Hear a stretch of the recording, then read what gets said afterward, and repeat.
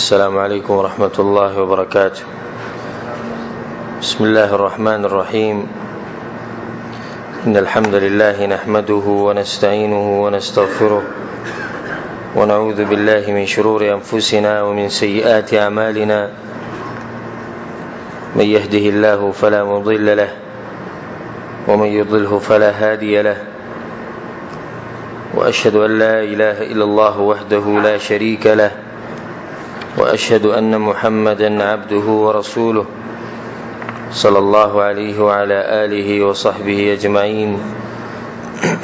أما بعد، جاهلیت مسئلې هغه مسئلې چې رسول صلی الله علیه وسلم پکې د جاهلیت والو مخالفت کړو، او هغه مسئلې چې زموږ د شریعت خلاف دي. ته کې زموږ د درسونه شروع شیو، او په تیر شوي درس کې اولنې درس زموږ هغه پای کې مونږ د دې موضوع اهمیت او د نور مختصر فواید ما ذکر کړو. بیا مونږ اولنې مسله شروع کړو که تاسو ته یاد دی. هغه د شیخ وی چې په جاهلیت والو کې غټ مرض دا و چې الله سبحانه وتعالی سره په دواګانو کې او په عبادتونو کې نیکان خلق شریک کول. دا دغه غټ مرض او الله سبحانه وتعالی خپل پیغمبر صلی الله علیه وسلم راولېګو دې خبرې د وضاحت لپاره چې دا دوا او عبادت د حق ته صرف رب العالمین نه پدې کې دا غسر څوک نشي شریک کوله. نو په هغه کې غټ مرض د شرک او اسلام دغه په مقابله کې توحید بیان کو. مختصر غونته کې باس ما کړو چې دا څومره غټ حق ته په موږ باندې رب العالمین او هغه دا چې صرف او صرف دغه بندګي وکړو. توحید فطرتي دین دی. فطرتي مطلب چې کله د ماشوم پیدا شي نه دې په توحید باندې پیدا شي. رسول صلی الله علیه وسلم په حدیث کې وی ما من مولود الا ويولد على الفطره. هر ماشوم چې پیدا کیږي نه دې په فطرت پیدا کیږي، په توحید پیدا کیږي. فابواه يهودانه او يمجسانه او ينصرانه. نو مور پلار تی یا يهودي جوړي یا تی نصراني جوړي او یا تی مجوسي جوړي د مور پلار کار. نو د ماشوم پیدا کیږي بس په توحید باندې. ځکه سبحان الله دا ډیر غیر مسلمه یا مشرکان چې کله دې صحیح دین ته راوړي دا غونه ته پوښتنه کوي ته ولې دې دین ته راوړي دي. نغو دا خبره کوي چې زموږ د فطرت دا خبره نه منله. څنګه نه منله؟ وي دا واست منلو خبره ده چې موږ یو بوت ته ولاړیو او هغه بوت ته موږ وایو چې موږ له بچی راک. دا واست منلو خبره چې د خاور یو ډیری ته موږ ولاړیو او هغه ته موږ وایو چې به رزق کې برکت واچو. دا واست منلو خبره ده چې یو تارم غاړي ته چولې دي یا تور چړلم غاړي ته ځوړند کړی ده یا پیزارم د کور مخې ته چې دې ځوړند کړی دی یا د سپي اډو کې امراغسته دغه غاړي ته ځوړند کړی دی او دا به د غاړي حفاظت کوي. وې دا زموږ د فطرت نه منله. سبحان الله د توحید فطرتي دین دی. او دا کم خلک چې مشرکان دي او د باباګانو او د اولیاء الله او د دوی تعظیم کې د حد نه وړېدلی چې دغه عبادت کوي دوم په زړه کې دنه ته پته ده چې دا کار چې موږ کوو دا غلط دی خو نشي پرېښودی. لکه څنګه چې دغه د فرعون الله د فرعون مبارک سوی واستيقنتها انفسهم ظلما وعلوا. الله وی فرعون تم د دې خبرې دنه پته وا چې حقيقي رب العالمین څوک دی. هغه الله سبحانه وتعالی حقيقي معبود چې دا الله سبحانه وتعالی خو بده کې بس یو تکبر چې لغې د لاسه دا خبره نه راخاره کوله. دغه شان د مشرکان نه د فطرتي دین نه دا فطرتي دین نه دوی مسله دار چې دا اصل لګ ما په تیر شي درس کې دا خبره کړو چې په دې امت کې په دې خلکو کې اصل توحید او شرک پکې بیا رد نشي او باغی باندې ما واقعي ذکر کړو د کوم قوم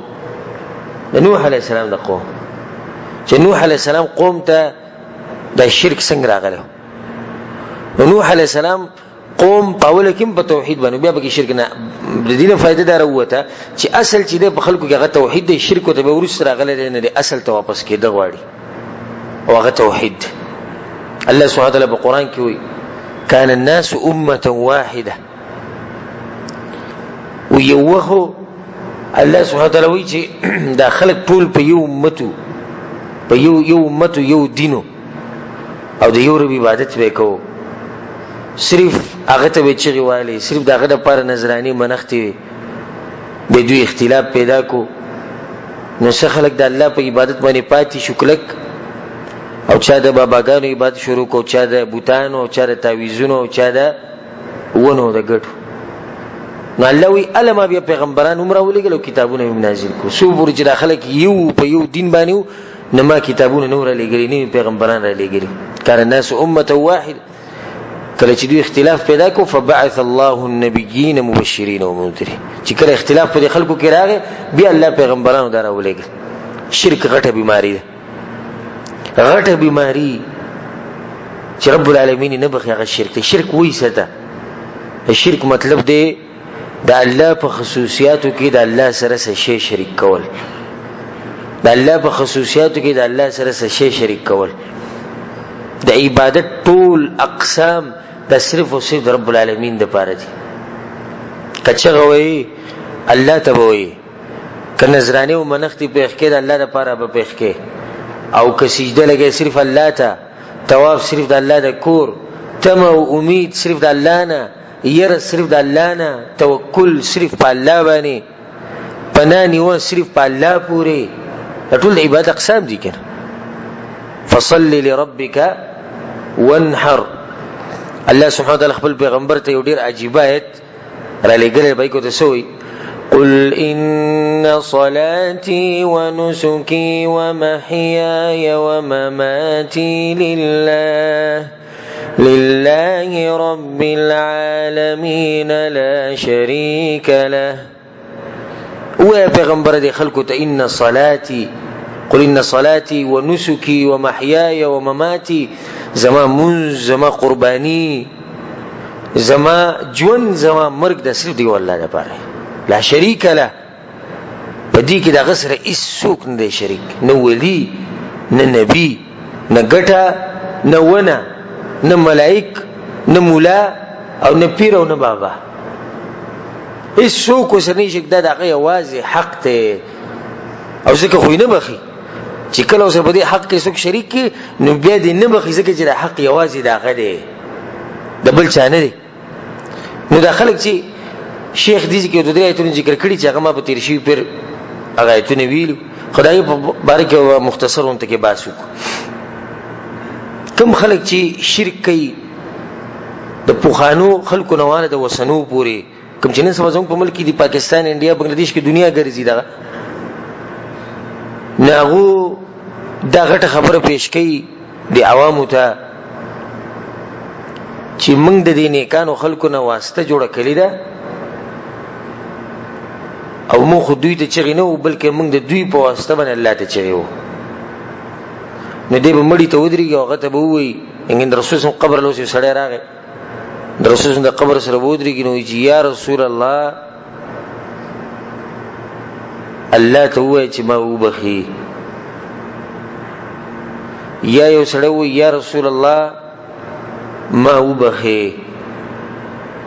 یا رسول الله مال بچی راکې هغه به دا چل کو چې کله به ته پوښتنه شي چې ولې تاسو دا چل کوئ ناغو به دو جوابونه کول یو د چې هؤلاء شفعاؤنا عند الله دوی شفاعت کوي د الله په دربار کې ډېر اوچت خلک دي نیکان خلک دي دویم ليقربونا الى الله زلفى چې د خلک موږ الله ته نږدې کی به د ځینې گمراهان مشرکان بدعتيان دا دلیل ورکی ا دلیل سره عقلی دلیل ځکه چې د قران او حدیث نه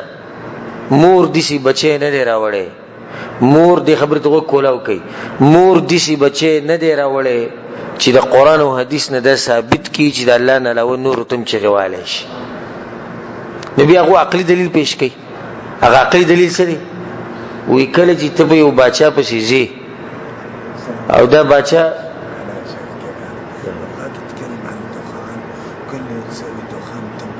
ان شاء الله ابشر سوي كلام يا شيخ الله يرضى ان شاء الله. خبره مې څه ورګه خبره نه. نو دوی دا دلیل ورکي وی چې ته کله یو بچا پسې زی ناغه بچا ته ډایرک نشي رسیدې، لازم به ته دغه لپاره وزیر پسې زی، لازم به ته سواسته ګوري. نو دقه شان مونږ چې الله ته چغي وو نو مونږ ډایرک نه ورزو، بلکې کوم خلکو باندې چې الله ډیر مین دی هغه ته چغي وو یو هغه ته وای. دغه جواب چې څنګه د خلک دی دسی دلیل دی، دسی دلیل دی چې ماشوم پم پوي کله چې الله عقل ورکی او موحد خو په دې دسی پويږي چې تاسو ما کوه. جواب دغه جواب دا دی چې ستاده دلیل به ال صحیح وي چې کله د دنیا باچا رب العالمین او په دنیا کې چې کوم وختي تور باچای چې کله د دوانه یو شانی ال بستاده دلیل صحیح. خو آیا دا کې دی شي چې رب العالمین او د دنیا یو وختي تور باچا د یو شان شي؟ د دنیا کې چې کوم باچای په دې انسانانو کې دیو دکی او رب العالمین نو دکی، دې ستړی کیږي او رب العالمین نشړی کیږي، د دیوال نه اخوا خبره نه اوري او رب العالمین د هر ځای خبره اوري. ته د سترګو نه چې پناه شوي نو دې ته نینی او رب العالمین دې په هر ځای کې ني. نو فرق دی کنه دی؟ نو چې دومره فرق دی نو بیا څنګه مونږه د الله په باره کې دسی مثال ورکو؟ رب العالمین ته ډایرکټ چغه وها او پاغي باندې ډیر مثالونه دي. زه به دې یو مثال تو پیش کوم. اولنې مثال د زکریا علیه السلام. زکریا علیه السلام له الله بچی نو ورکړي. نو هغه چې کله بوډا شو او دا ویخته تک سپین شو او جسمي کمزور شو،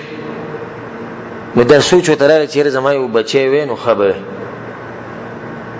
هغه به د دین خلکو ته رسولې. ځکه چې د خلکو د دین بیانوم دوی اصلاح کوم او کو زمرش نبی او عمر می زیات شي نه د سوچ کو چې الله ته د دوا کوم. سړی بوډا دی، اډو کی کمزوري دي او سری تک سپین دی او د خزي خود مخ کې نه بچی نه کی، خزه خود مخ کې نه بدی بیماری کې چې دغه بچی نه کی. ندی رب العالمین ته आवाज وکړو او الله سبحانه وتعالى دغه بس په قران کې کړه وزكريا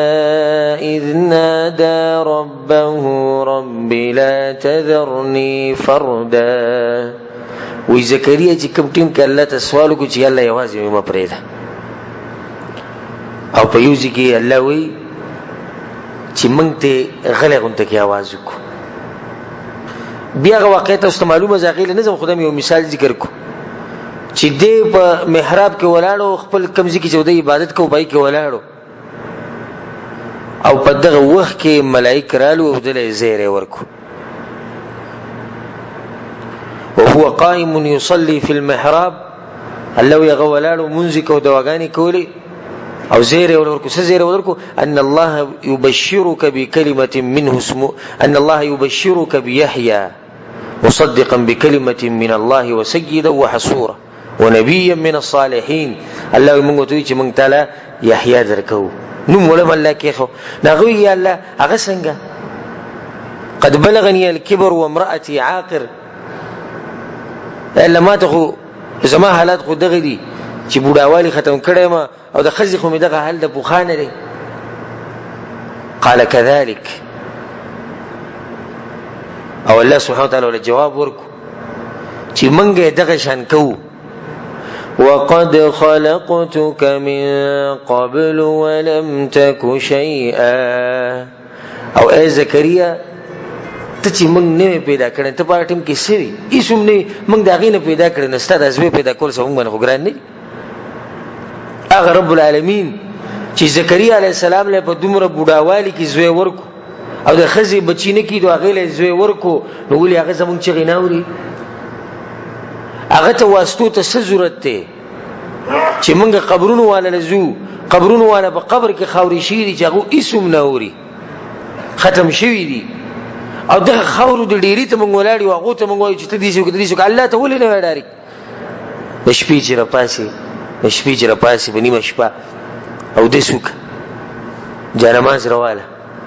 او دا جنماز خور کو خولي او سوره کات رب العالمین ته وکا او په دغه ټیم کې الله د دنیا اسمان تر کو شوی وی سوک شتي چې زمانه غواړي چې زول ورکم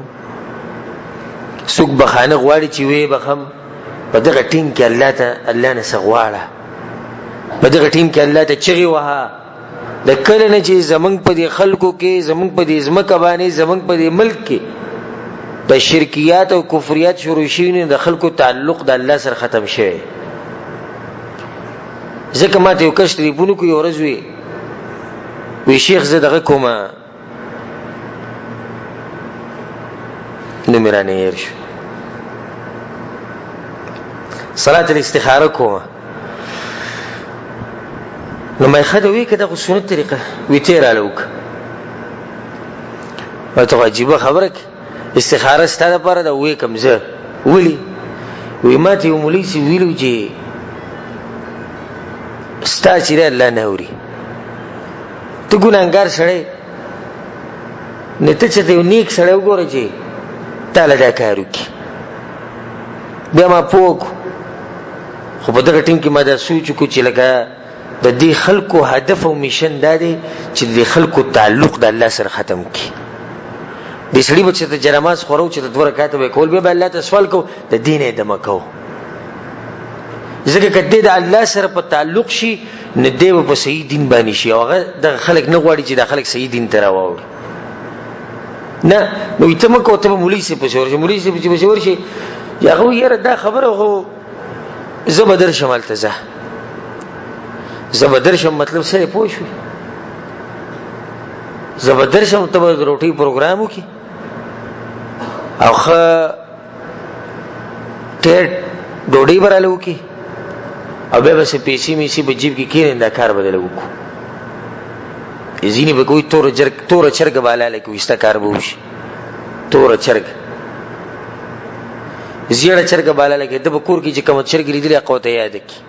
چې دا خود ته اسانه او دا خلک کی غرض ده چې زمون په دې امت کې دوه قسم خلک پیدا شي دا به ان شاء الله تاسو ډیر قیمتي خبر کوم د یاد ساتئ. یو هغه خلک دي چې کوشش دا کوي چې د مسلمانانو رابطه د الله سره ختم شي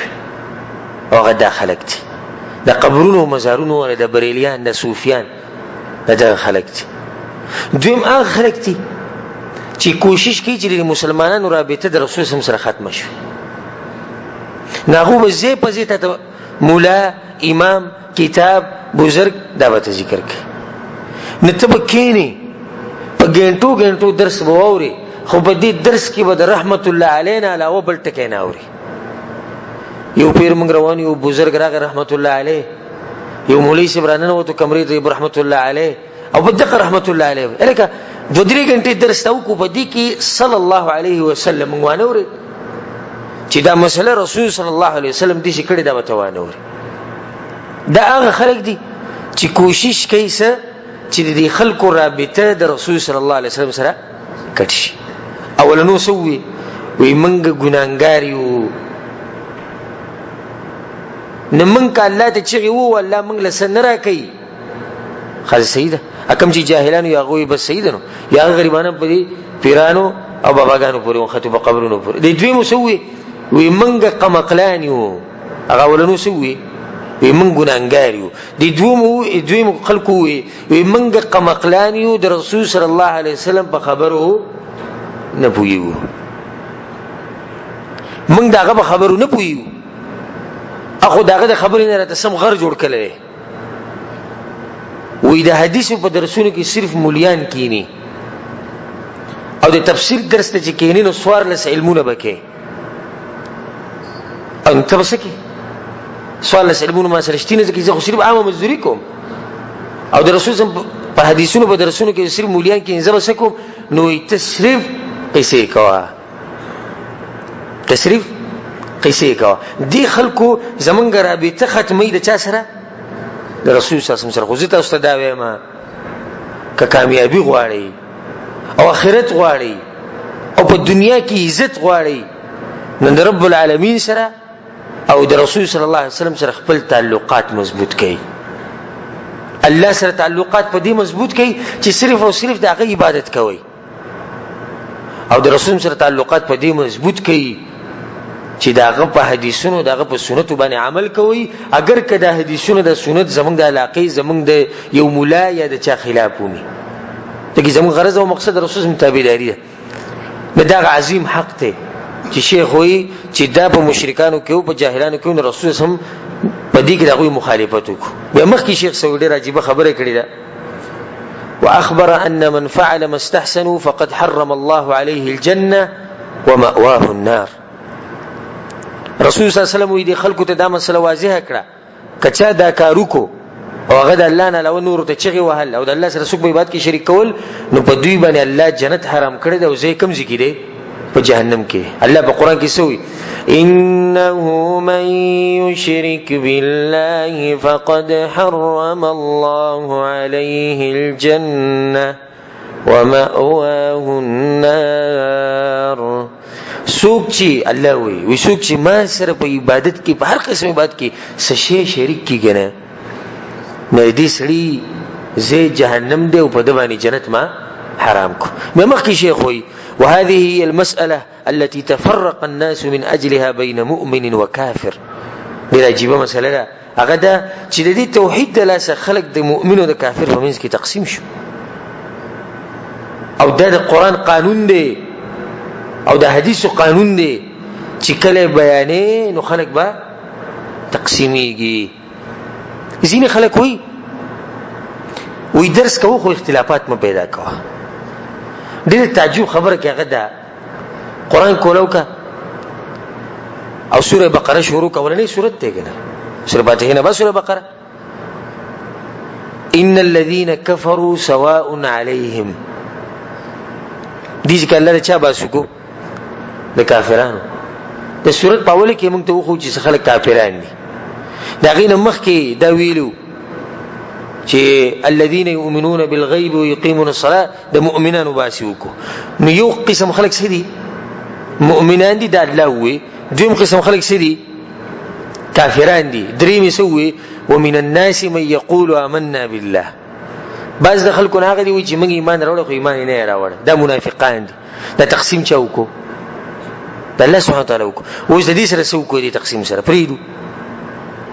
دا مسله خو لازم واضحه کی چې وسره اوس قران بیانې او په دې قران کې دې په شرک باندې رد کې او په جمعات کې بریلیان ناس دي او دا بریلیان د دې نه پاسي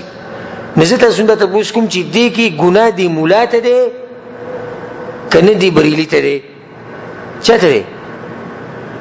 مولا ته دي کنه مولا ته دې ځکه چې ولې دا مسلې بیانولې دي چې کنه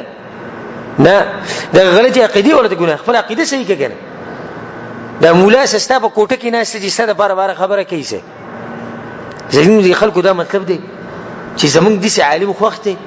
چې مونږ نه چیړي یره د پلانې شیخ ډېر زبردست سره څنګه بس وي پستی خبرې کې خکول او دا پلانې یره دې زموږ خوخ نه درسونه نه جوړ نه دي اصله خو حق پرسته اصله حق پرسته غواړي چې مرز دی چې بچا کې غلطي ویني نو سړی ته وې دا غلطي ده دغه زموږ دا غسر نه دا خبر زموږ دا غسر نه لې نه زمونږ هم دې مولا خوخ خبر مې دی پوری کوله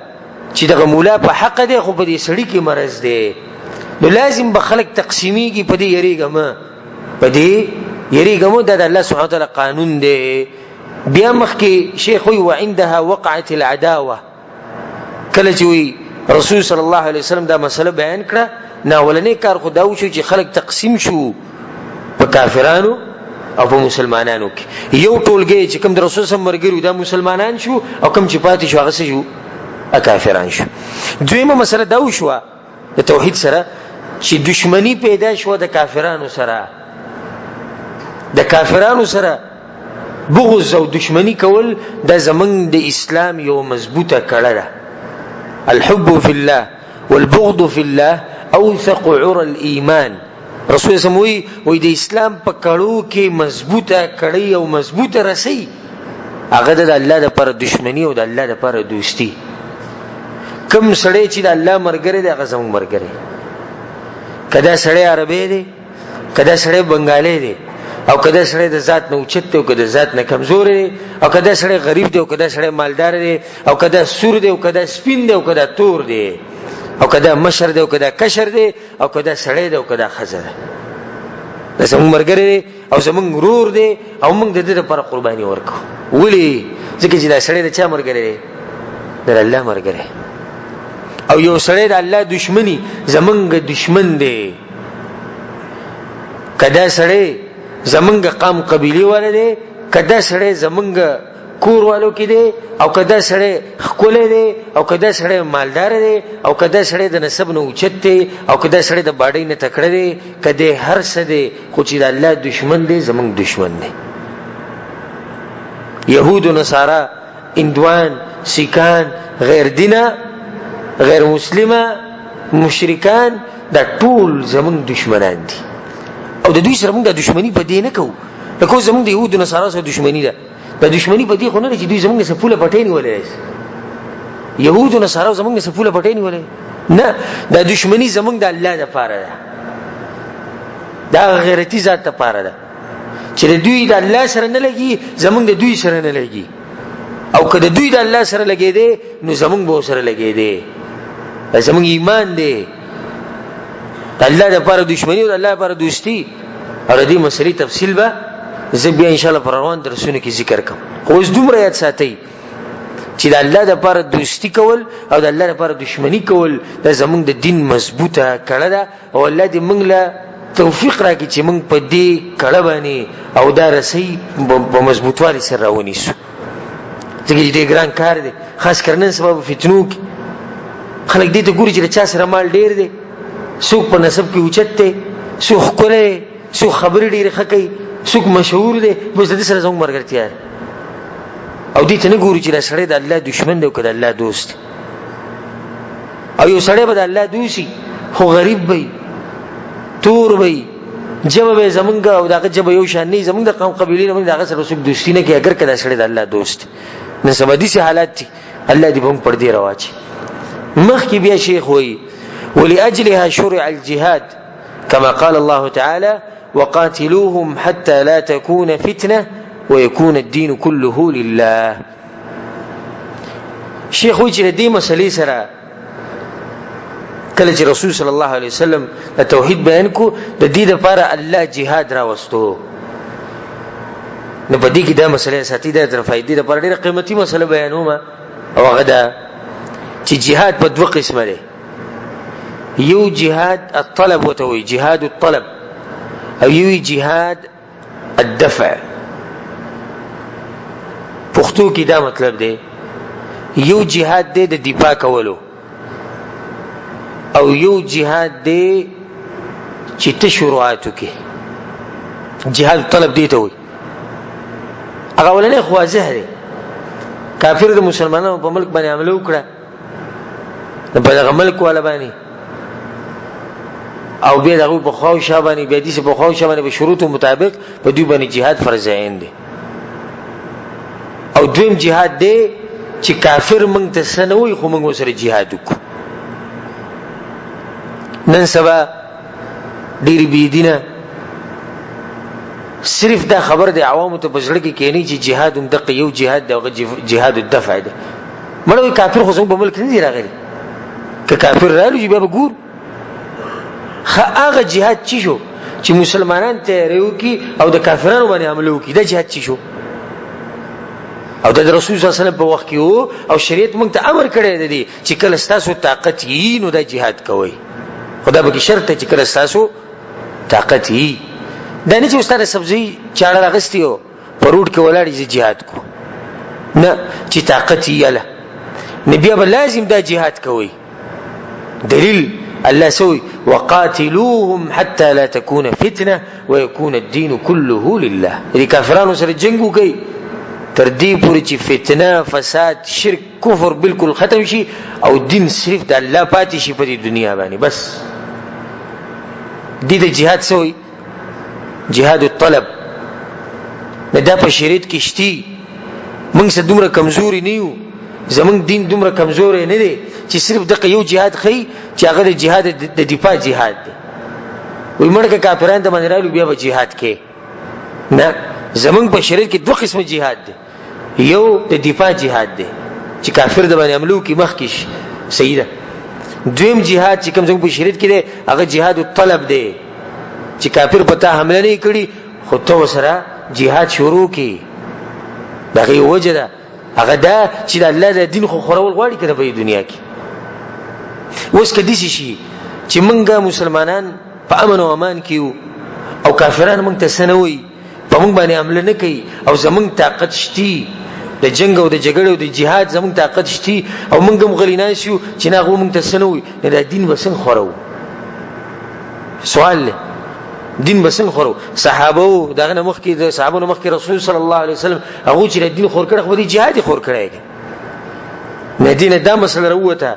چې د کافرانو په خلاف کې په موږ باندې درې خبرې لازم دي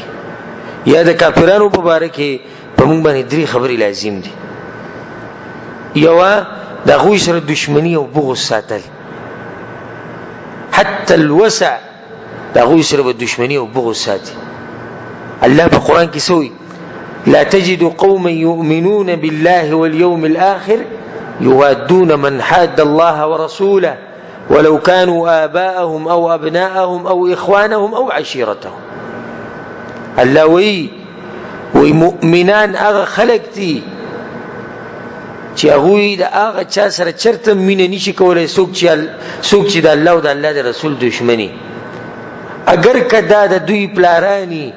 اگر کدا د دوی زامنی اگر کدا د دوی رونی اگر کدا د دوی قام قبیله خو چې الله او د الله د رسول سره دشمنی کوي نو دوی سره دشمنی کوي دا ولنه کار دی دویم کار دی چې هغه ته دعوت کول ادعو الى سبيل ربك عام خبره چې خلکو له دعوت ورکړي د الله لارې ته مطلب دا نه چې مسلمانانو کې صرف بیانونه وکړي کفار لم دعوت ورکړي لکه رسول الله چې صحابه لګل بهر ته دعوت ته پر دغه شان دعوت کوي سره د علم دعوت کوي خو سره د علم کوي بیا د علم خلکو ته وخایي درېمه خبره چې د کافرانو مبارک به موږ لازمي هغه د غوي سره jihad کول jihad الطلب کله چې زموږ طاقت الله سوي وقاتلوا المشركين كافة كما يقاتلونكم كافة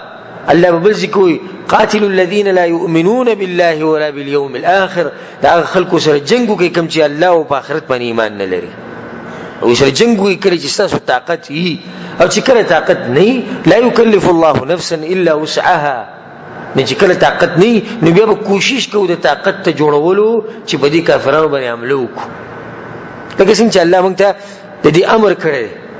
چې تاسو تیاری وکړئ د کفارو د مقابلې لپاره نه د دې سره چې زموږ د اولنۍ مسله اختتام ته ورسېده د شیخ په کتاب کې اولنۍ مسله دا و د جاهلیت چې کوم هغه ذکر کړی د قرآن او حدیث نه راوستي و هغه دا چې مشرکین په عبادت کې د الله سره نور خلق شریک کوي کله هر څوک دی سره شریک کوي نو موږ بس کو د دې نه دا فائدہ وروته چې موږ به الله سره په عبادت کې هیڅوک نه شریک کوو معاذ بن جبل رضی الله عنه حدیث ته رسول صلی الله علیه وسلم معاذ یا معاذ اے معاذ لا تشرك بالله دا الله سره چې شرک ونه کې ان قتلت او حرقت، کسوک تی وسیزی او کسوک تی وجنی او کسوک تی ټوکړي ټوکړي کوي او کسوک تی خاوري خاوري کوي او کسوک ته سره هر څه کوي، خدا الله سره په عبادت کې چې ته شریک جوړ لګي. دا غټه مسله چې زمونږه او د اهل کتابو او د مشرکانو او د جاهلانو په منځ کې دا هغه دا چې موږ صرف او صرف د یو رب العالمین عبادت کوو. بابا ګټه ونه پلانې علانې دا پکې موږ نه شریک کوو. او کوم چې دا فاسد عقیدې دي چې دغه تفصیل له اوس نه زما دغه چې ابران ټیم ډیر ور خو ان شاء الله په دې روانو مسلو کې به په منځ کې تاسو ته دي گمراه فرقو عقیدې ورتم بیان کوم چې موږ ته پته ولګي چې په حق سوکتي او په باطل باندې سوکتي. الله سبحانه وتعالى دې موږ له توفیق راکړي په توحید باندې د مضبوطوالي. الله سبحانه وتعالى دې موږ د شرک او د کفر نه لري ساتي.